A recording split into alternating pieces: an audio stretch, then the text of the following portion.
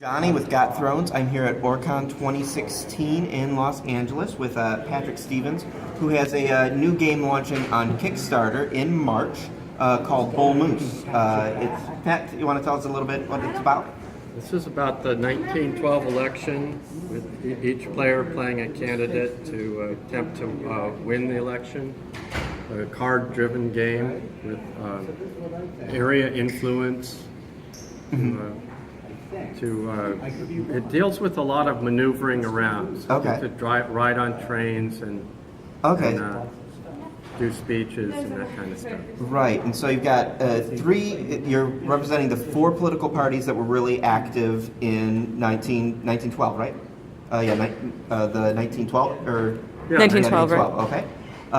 So we've got Roosevelt, Teddy Roosevelt, who'd been president before, was running again. The incumbent, who was Taft. Taft. And then, who was it that you said the Prohibition Party is the third This party? is Eugene Chaffin. Okay. And this was just before the passing of the 18th Amendment. So they did have not only some viable chance as a small independent party, but they did gain some positions such as governorship in Florida. Okay.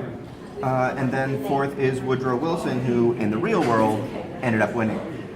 So you were telling me a little bit, there's a neat deck building sort of aspect where you can stack the deck in your favor as you're working through the game. Can you tell us a little bit about how that works? Yeah, each party has its own deck that is equal in value to the other players' decks with the numbers, but has party distinctions for the action text. So for example, the Progressive Party, you were saying they get extra cubes, which is how you show your sort of electoral influence. Thank you. They get extra cubes, whereas what can the prohibitionists The other do? parties, starting with the prohibitionists, can move other players' cubes around. Okay. So that gives them a little bit of an edge just for positioning. Okay. It's being a weaker party. It's not as strong. It's actually the weakest Right. of those, but it has some utility.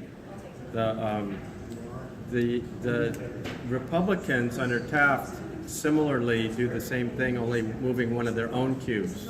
Okay. So they could take a place where they'd lost and save one.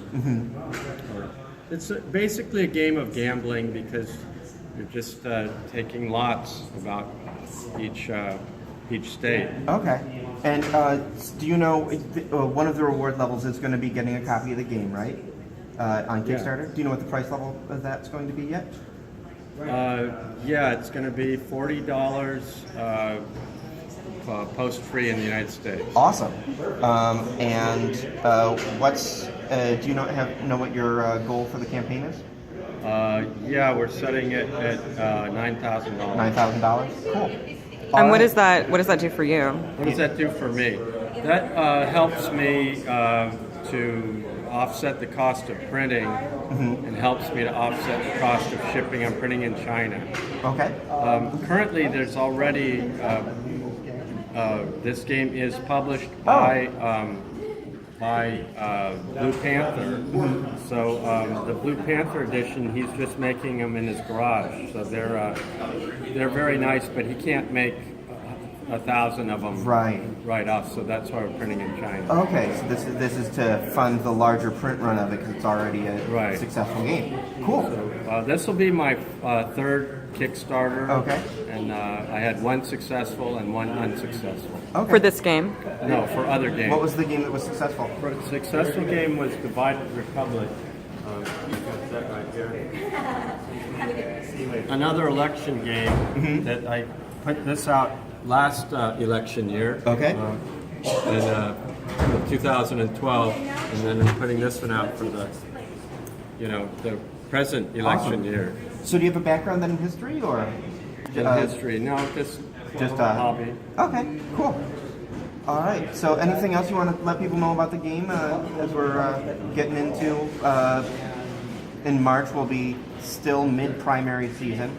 I think primaries would make a more interesting game because primaries are really intense. Oh yeah.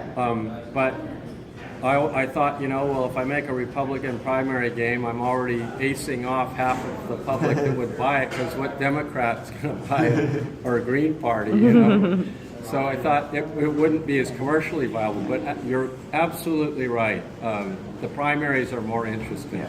Plus, for a 2016 primary Republican game, you'd need 15 players, and how are you going to get that many people in your living room?